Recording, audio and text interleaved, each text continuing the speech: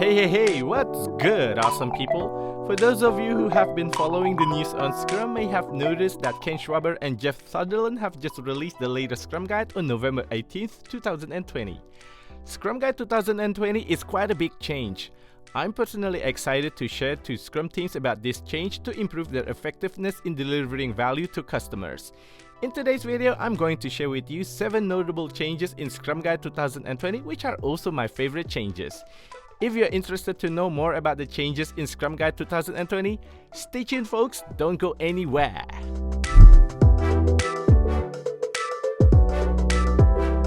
The first notable change in Scrum Guide 2020 is it has less pages compared to the previous version. This means that Scrum Guide 2020 is less prescriptive. Scrum Guide 2020 gives more rooms for Scrum teams to explore what techniques that are most suitable for their context. One of the things that has been made less prescriptive is the daily Scrum. The 3 questions that needs to be answered by each team member have been removed.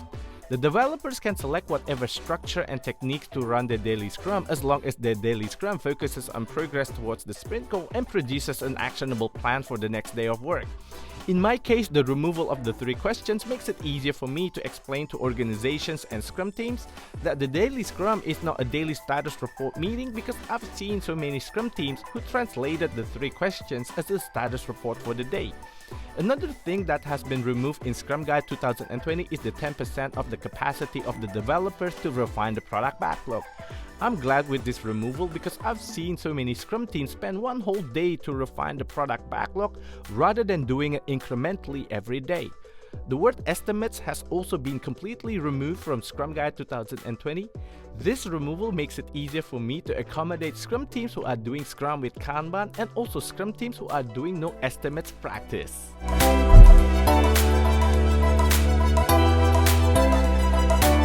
The second notable change in Scrum Guide 2020 is there is only one team, that is the Scrum team.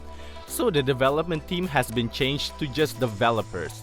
This change will make it easier for me to encourage the product owner and the developers to collaborate towards achieving the same product goal even though they may come from 2 different organizations because there is only one team that works towards the same product goal. Yes, I do know that we can still encourage the developers to collaborate with the product owner even without changing the term development team to developers, but I've seen too many times that people assume that the development team is not in the same team with the product owner. In Scrum Guide 2020, it's also explicitly mentioned that when the Scrum team becomes too large or has more than 10 people, it should be split into multiple cohesive Scrum teams that works towards the same product goal, product backlog, and also product owner. I think this update is important because many people still think that Scrum is only applicable for a small team and does not scale for multiple teams working on a single product.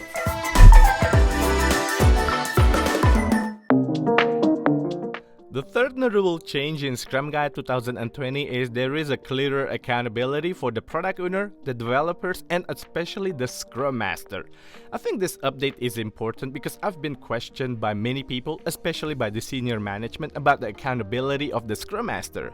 Many people in the organization see the role of the Scrum Master is low value because in the previous version of Scrum Guide, the Scrum Master has no clear accountability. In Scrum Guide 2020, it's clear that the Scrum Master is accountable for establishing Scrum as defined in Scrum Guide, and what's even more important is the Scrum Master is also accountable for the Scrum team's effectiveness. What that means is if the Scrum team is not effective in delivering value to customers, we can say that the Scrum Master has not done a great job. There are too many Scrum Masters in the job market who only know the theories but not really effective in leading the Scrum team. Now we have a clearer indicator whether to retain the Scrum Master or not.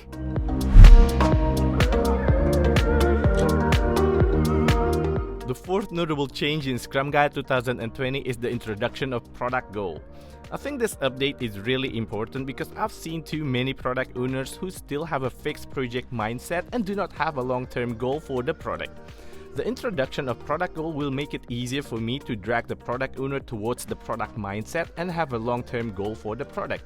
The introduction of the product goal in the Scrum Guide will also make it easier for me to teach the Scrum team that their sprint goals must connect to the higher level goal, in this case the product goal.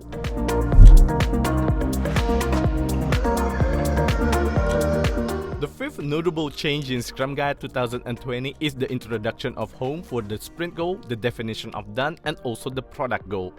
As I have mentioned in several of my previous videos, the purpose of Scrum is to deliver a done increment according to the definition of done that meets the sprint goal. The definition of done and the sprint goal is really important in Scrum, but when we read the previous version of Scrum Guide, both of them are not defined as an artifact or an element in Scrum. In Scrum Guide 2020, the sprint goal is the commitment for the sprint backlog, the definition of done is the commitment for the increment, and the product goal is the commitment for the product backlog.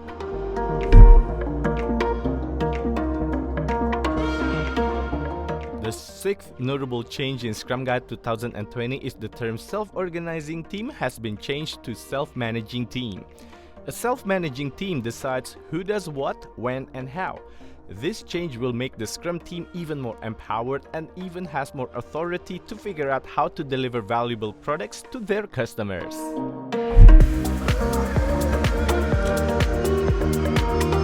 The seventh notable change in Scrum Guide 2020 is the introduction of a third topic to be discussed during the sprint planning.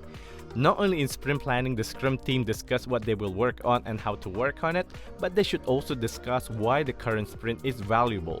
The answer to the why becomes the Scrum team sprint goal.